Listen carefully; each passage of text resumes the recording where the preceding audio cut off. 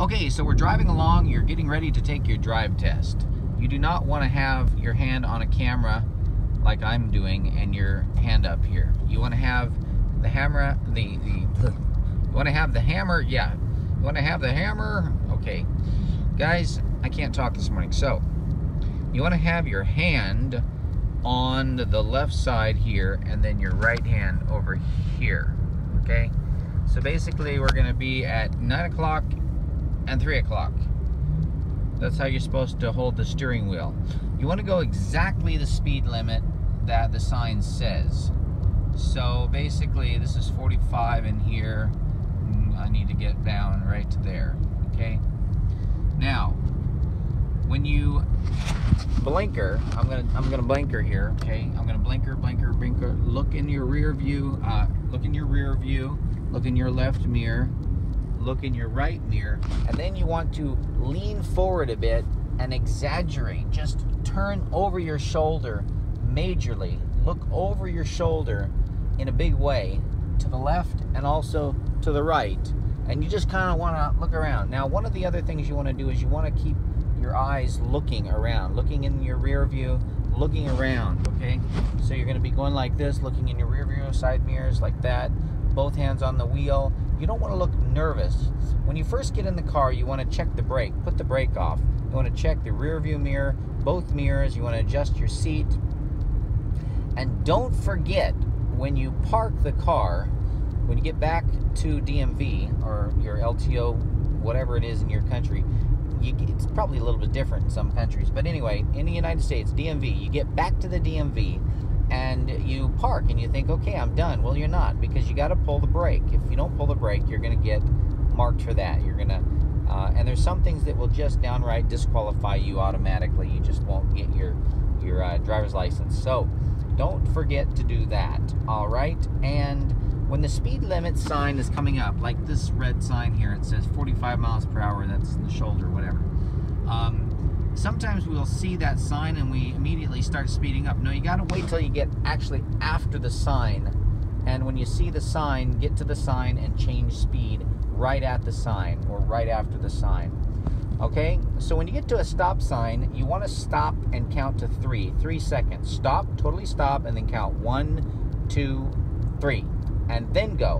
One of the other big things is you do not want to, when you get up to the line, you know where your front of your car is. You know where it's at, okay? Now I'm going to blinker, okay? I'm going to look over here, I'm going to look here, and then I'm going to lean forward and look here, and then I'm going to go over into the next lane. You see that?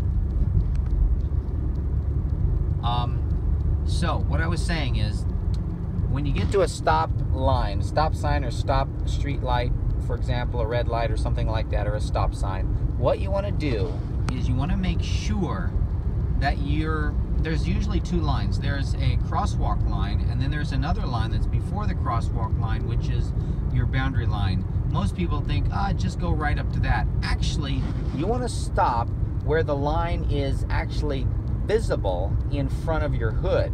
So you're actually going to be quite a distance before the white line. Some may disagree with this.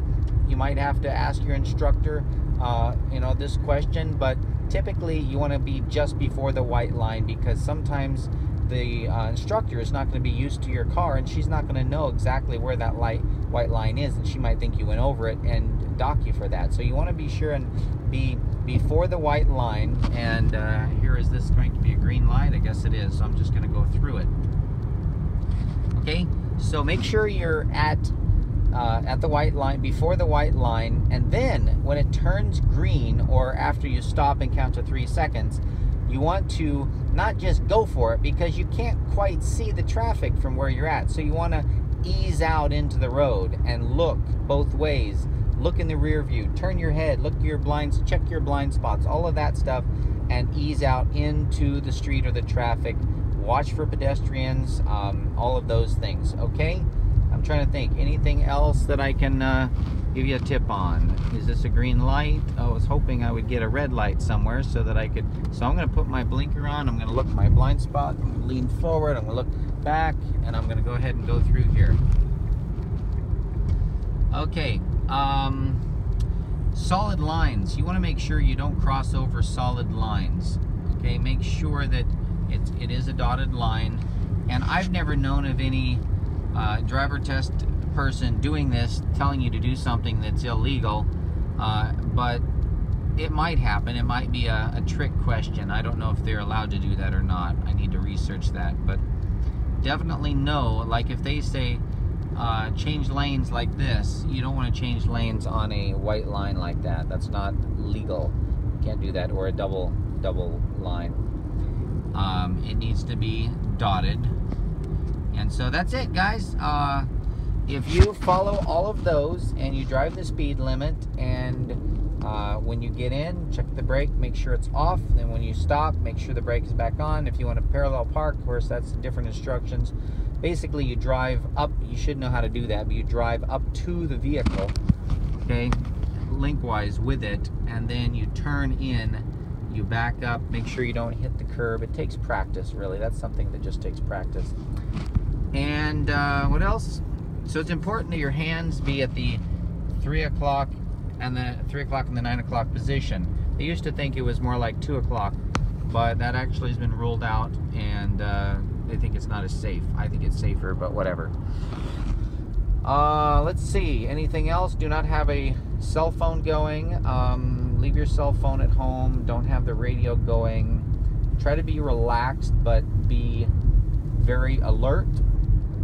Don't look too nervous. You're going to automatically fail if you're too nervous.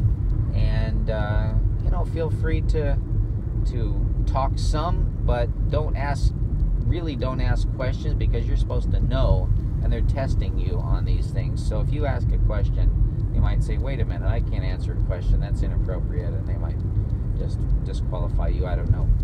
Okay, so guys, drive safe, kids, and I know you'll do just fine. Okay, take care. Oh, you know what I did before I went?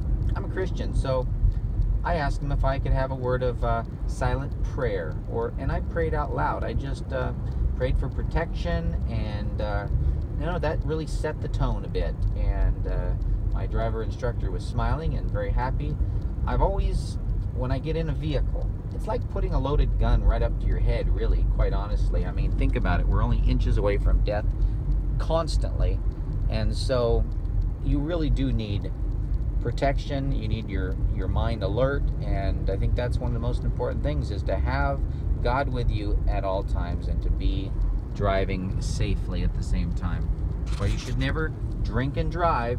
Don't even drink substances like, I wouldn't drink like this, you know, these energy drinks and stuff like that boost up your energy, and tons of caffeine and stuff like that, because it does affect your ability to make decisions.